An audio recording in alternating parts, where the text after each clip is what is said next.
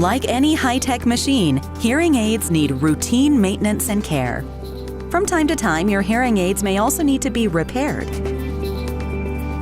As we move about, our hearing aids are exposed to water, humidity, heat, and debris. Think you may need a repair? Here's what to do. First, give your hearing aid a thorough cleaning. It's common for earwax and debris to clog its components and create feedback or distorted sound. You can also try installing a fresh battery. If you still experience issues, consult your provider. He or she can help you find the best solution.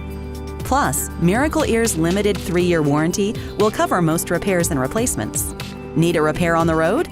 Miracle Ear has 1,400 locations across the U.S., so you're always covered. What's the best way to avoid repairs altogether?